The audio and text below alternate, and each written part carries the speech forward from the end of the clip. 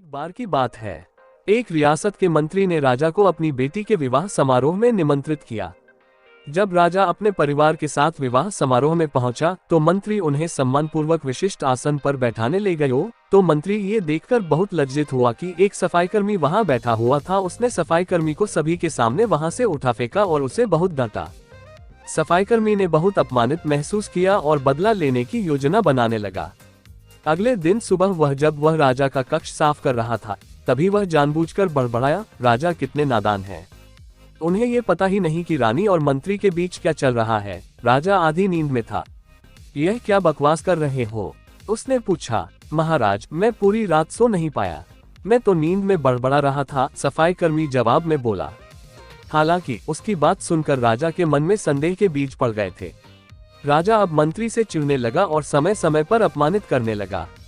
एक दिन तो उसने द्वारपालों से ये तक कह दिया कि वे मंत्री को महल में घुसने ही न दें। मंत्री राजा के व्यवहार से बहुत चकित था, लेकिन कुछ विचार करने के बाद उसे समझ में आ गया कि सफाईकर्मी ही इसके लिए जिम्मेदार हो सकता है। मैंने उसका अपमान किया था और उसी का उसने बदला लिया है। अब मुझे उसे दोबारा प्रसन्न करना होगा, तभी वह राजा की निगाह में मेरा सम्मान दोबारा दिला सकता है, मंत्री ने सोचा।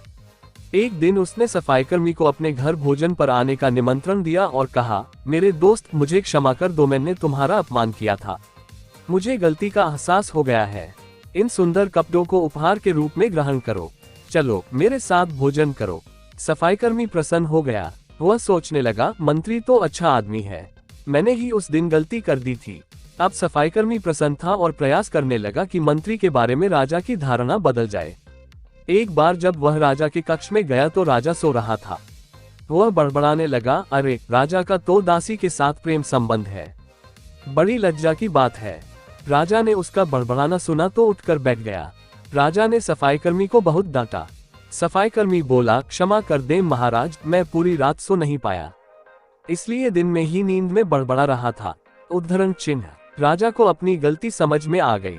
इस तरह की अफवाह के चक्कर में आकर उसने अपने बहुत अच्छे सलाहकार की अनदेखी शुरू कर दी थी।